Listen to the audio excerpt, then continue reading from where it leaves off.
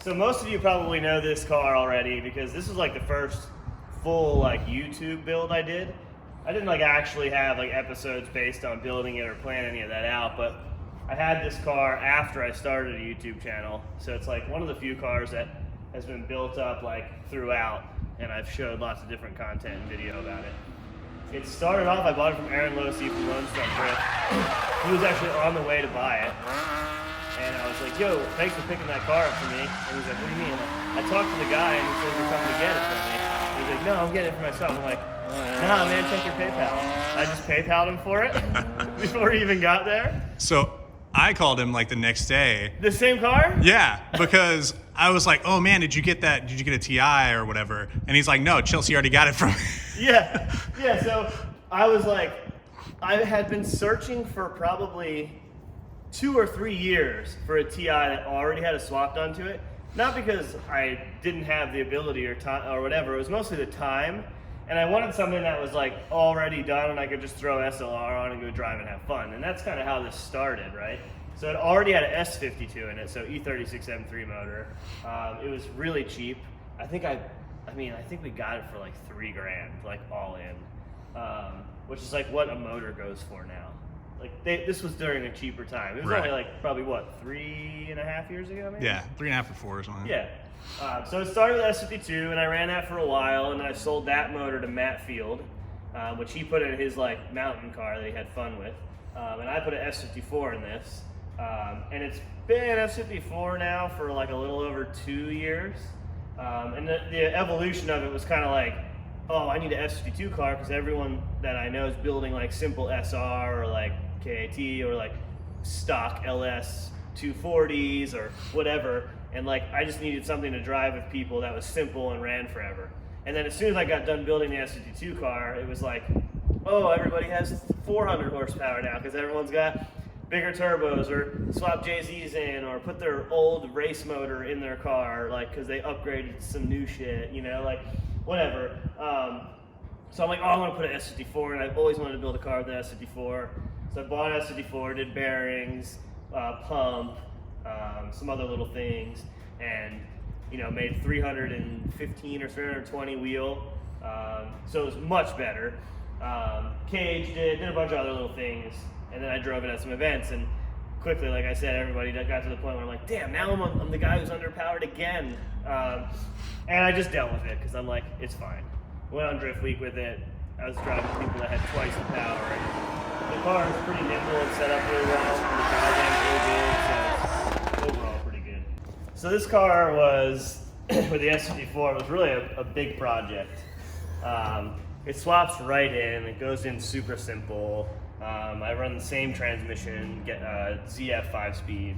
But what was complex about it is, my buddy Jason from Link was like, hey, let's put a link in this thing and get an S54 set up. So full chassis harness or engine harness, everything was done as a test bed for the car. So now they have a plug and play where you can just buy the ECU. It plugs right in and it has a little board extra for map sensor and some other little things, and everything just works. So this was a little bit more of like figuring it out with this car. But it was nice to have a standalone with something like this that I can go in and tune and change, because I run on E85 now, but like we can go run it on pump gas, or if I want to add nitrous or turbo later on or anything, I've got everything already ready to go. So it's got a Link dash, Link ECU, it's got a Fury in it, radium rail, 1,000cc injectors, which are obviously overkill, but again, on the plan of growing things and maybe wanting some more power later, which I still haven't done, but active auto work, long tube headers on it. I can show you this exhaust underneath. It has like 14 mufflers. Because these cars gotta keep them so quiet. Loud. Yeah, exactly. Like you said, keeping a car quiet is like one of my favorite things ever. Like induction noise is what you should hear, not exhaust noise. Just personal preference. I know almost everyone watching wants their car to be as loud as possible. I get it, but for me, induction noise is what sounds cooler. Are we old now? We're old. Okay. But to me, induction sound is horsepower. Right? Like if it's making loud induction noise and you're on it, like that means you're using all the power, and makes the sound is good. Your air pump requires lots of air. Right. So like, yeah. Yeah, so this car, ARP head studs, heads decked 35 thou, so the compression's up now. And now, right at this moment, it makes about 342, 345 wheel, depending on like what tune I have it on. I know it's only like 5 horsepower, you know, but it's like, if I really need the last little bit to keep up with everybody, I have another tune, it's 345, and I think right now it's right about 340. What's your red line at? Do you know? The red line in this is 8,700. So it starts pulling the throttle bodies back at 84. So that way I don't ever really sit on the limiter, but it'll hit it when I hit like bumps or free the car up. Yeah. It will actually bump the limiter.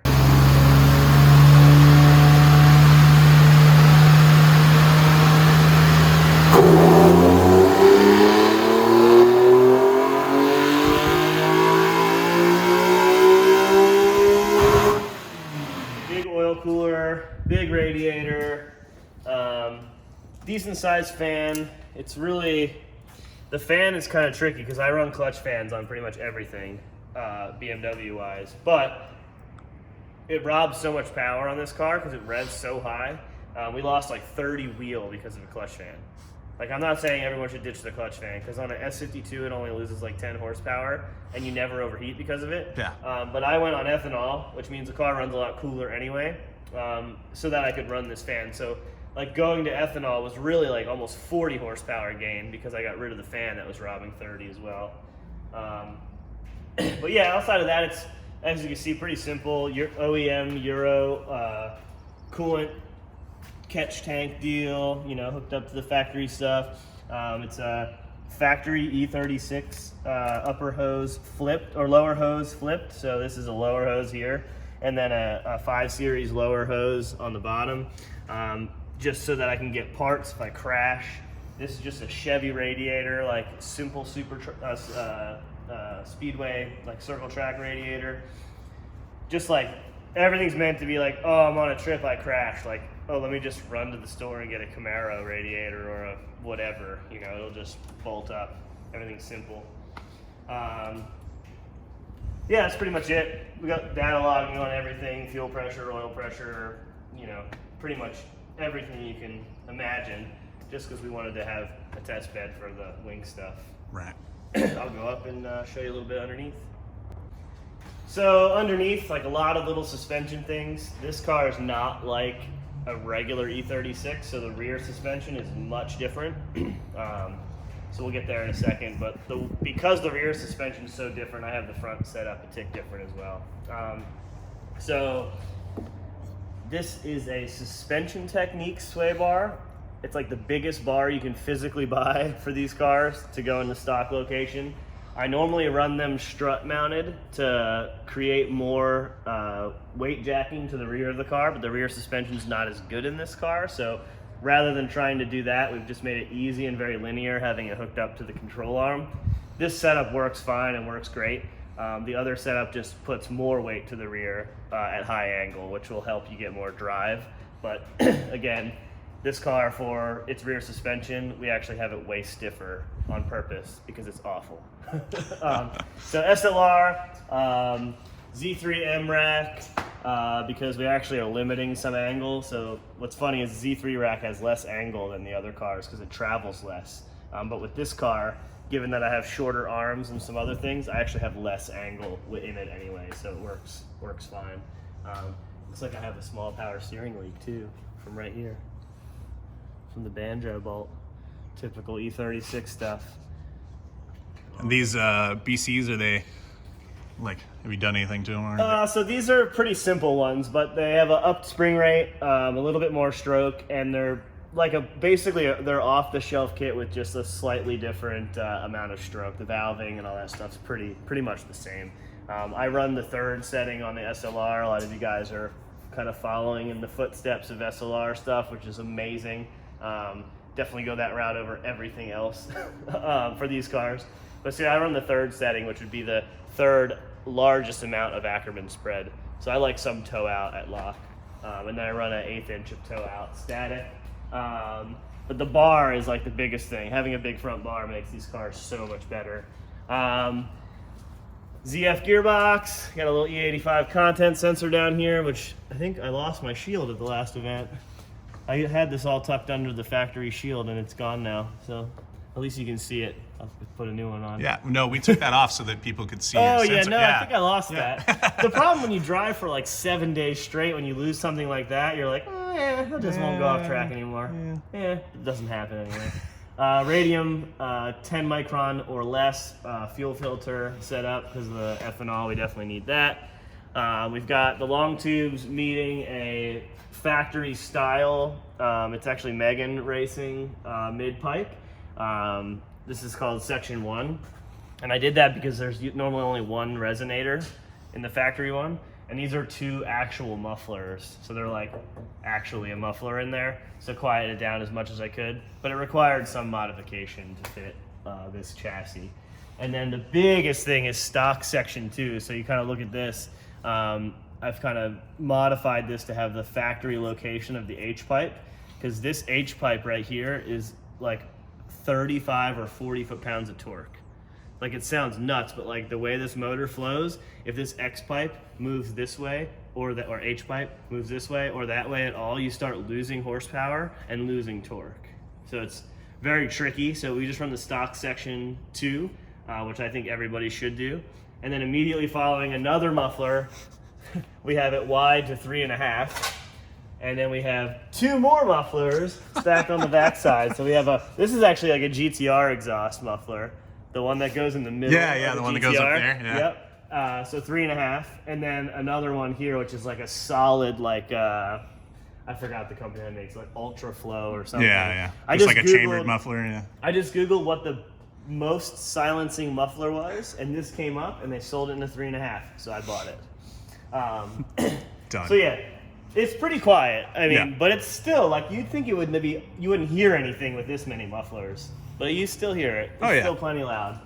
So this is where it changes a lot with the E30 style rear suspension. So this is much different than E36. So we've got custom spring stack here that I actually welded springs to helpers. This top tender spring right here is like a 7K tender spring, and this is an 18K lower spring. So we have some controlled droop here, and then a very stiff spring that limits how much movement we have, which is the opposite of what I would say to do with every other car. But since this car gets so much camber and gains so much toe change, it drives awful when you have really soft rear suspension. So we've stiffened it and just put a bigger tire on it to make the grip instead. So it's much more consistent and easy to drive that way. Subframes raised 1 inch with some offset bushings. Up top we have camber eccentrics welded into the subframe. So we can get some camber and toe adjustment. It's still not enough. I still typically have about 2 and a 2.25 degree of rear camber. It's the least I can get without going to the next step, which would be cutting all the control arms, putting Heims on them and making them adjustable. That would be something I'd love to do if I had some more time, but I don't. So I just keep driving it, and I just keep wearing the inside of tires more than the outside. This is my 3.7 diff that's in here right now. I also have a 410 and a 345 that I bring to different tracks. As you can see, the E30 style rear makes it very easy to change the diff. So Just like kind of hover in there. yeah, so I change the diff. It takes about 30 minutes, and then I have the perfect gearing usually for pretty much any track. We still have non-vented 318 rear rotors in there. So big. Yeah. And then we have inline handbrake and power stop track day pads. It locks up super easy. It's all pad compound. This particular car, I run no rear bar because we've got so stiff of a spring that I'm taking some of the side out anyway, side bite. So no rear bar on this car. I did run the rear bar with the S52, but with the S54 and the extra power, I can do without the rear bar. Z3M axles, which are getting to be impossible to find, and they're like $1,000 a set. So the next time I break one, I'm buying drive shaft shop ones because they're the same price. Yeah. Yeah, that's pretty much it rear suspension wise. Obviously, there are BCs. These rears are custom valved. They're longer stroke. The rear is a little bit more important to me with this car, so I wanted to control all that. I ended up building these super long stroke shocks and all that, and then was like, wait, now I'm running super stiff springs, so it doesn't even use it anyway now. But originally I had built this car out and used like a 10K spring in the bucket, which is like a 5.5 or 6 overall, and I was like thinking I was going to use all the stroke, but after driving it for a year and messing with it, I found that like this car on a higher spring rate, but adding grip with the tire is the way to do it. I'll drop it down and then show you guys the inside. All right, so inside it's like most of my builds, you know, full carpet. Most of the interior, I basically just take everything from the A-pillars out so we can fit the cage in. But this particular car, I left the sunroof in so that we can use that, because this car was built to be a fun street car. Like, I still drive this on the street probably a couple thousand miles a year. Whenever I'm like, oh, let's go drive a fun car, like jump in it. We have a mailbox up on the mountain for emissions reasons, so we take this and blast up there all the time. Yeah, exactly. As this thing burns ethanol out of the exhaust. But yeah, so inline handbrake from Excessive. We got a little M shift boot here. You know, super simple stuff. Click tuning shifter, another matching shift boot deal. These are both from Click as well. It's got a radio and some speakers. It's got M-Tech interior with you know, some nice parts and whatnot, just to kind of keep it a little bit nicer on the inside. Same thing with the rear. Still has rear seat. The cage doesn't have a harness bar on this side. We just use a regular belt so that people can still jump into the rear seat if they want to. This was a stock seat for a really long time, up until recently. We started filming more YouTube stuff, and Chelsea was getting sick in the passenger seat, so I got a seat in here that holds her in pretty good. Fiber spoke carbon Kevlar wheel. My buddy down in Arizona makes these custom. He made this one for me. The Pizza Boy setup, and then we got the Link ECU in here. My battery is dead, I think. Look, it's already smoked. Womp womp womp. I was gonna show you the whole display. Yeah, we'll put a battery in. We'll put a battery in at some point. But Sorry, yeah, everything Jason. works. Heat still works. You know, all the little shit. It's enjoyable. It's actually pretty comfortable to drive outside of the rear spring rates being kind of high, but it's got good dampers to control it. And it's still like simple TI dash. You know, like nothing crazy. If you take this dash out, everything behind it is still OEM and all there. So this car, which actually we should weigh this car. I'm curious. We should put it on the scales. Yeah. I think we'll do that, and then we'll see. I would guess the car weighs 3,000 on the dot without me in it. What's your guess? Without you in it, I want to. So you're more educated on your guess, but I'm going to say 3,140. Ooh, he thinks it weighs a lot. Or sorry, 3,040. 3,040. Yeah, okay. Sorry. So we'll do 30/20. If it's over 30/20, you got it. If it's below, I got it. All right. Oh man, you guys know before I do it. Well, I haven't looked yet. I haven't looked. Yeah. All right, let's see. Oh my God, it's way lighter than I thought. I think you're going to be pleasantly surprised. Look at this cross. It's almost great. Holy cow, dude. That's so close. It's 10 pounds off in the front and 27 pounds off, 28 pounds off in the rear. That's like amazing. Except when I get in it, this gets way higher. Yeah, I was going to say. 2920, that's fantastic. That's much better than I thought. Like, I thought you were shooting low. The tank is full. Really? It has 5 dyno hits on it. That's it. Wow.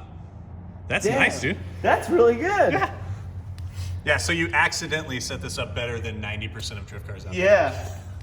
That is really funny. So obviously I want to put more weight in this car. But with a passenger, it's probably pretty good, you know, because like I'm going to help this number. Yeah. And I guess real quick, you want to go over what these numbers mean to people? So yeah, this is front left, front right, rear left, rear right. So we're looking at the car like this on there. So basically, it means that there's 10 pounds difference between the left side and the right side of the car. So I could adjust this to make this pretty equal just by raising up this corner of the car. This would raise this amount of weight and then also put more weight on this wheel, cross-jacking it. And that would make it a little bit more corner balanced pretty quickly and easily. But with me in it, the corner balancing is not quite as good. Yeah. But I do always have a passenger in it. Damn, that's a solid 70 pounds lighter than I thought.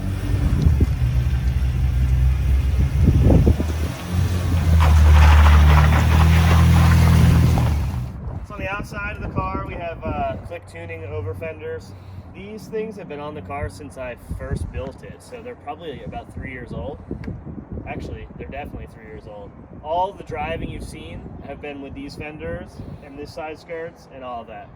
So all of this has gone through all of your reviews. Yeah, And it's fine. Yeah, Well, I mean, it like, feels like you guys think I crash things all the time, but it's only when I'm trying to drive at 105% and win FD. Like, this is pretty good. Like, the dents and shit on the hood were there when I got it, so that's pretty good. It's been through a couple front bumpers, and I don't have the front lip on there right now. But yeah, so click kit. Normally I have the front chin spoiler, skirts, rear lip, overs. You can see like I've smashed a little bit, but as long as I like drill it, it's good. I don't really do much fiberglass work, but I have a whole new kit for this, and my wife's gonna paint it, so we'll do a video on that too. She's learning how to paint cars, so I'm just letting her paint my stuff for fun. And then the rest of it's pretty simple. It's got another like duckbill wing on the back, a little high cut turn down that's been smashed into the wall and like flattened. This is kind of a funny story. I smashed this thing, scraped the wall in this thing, and I was driving and I'm like, oh, something's wrong with my car. The Vanos is broken or something, and I have no power above 5,000 RPM. And then like I'm trying to figure it out, and it's running hot. And I'm like, what is going on? And then I get out, and the exhaust is completely shut. It had like a little slit to come out of, and I was like, oh, that makes sense of why that's a thing. But yeah, other than that, pretty much stock on the outside. It doesn't look too beat up, but I think we're gonna end up repainting the whole thing a different color. cool. Maybe like Imola red or something. Yeah.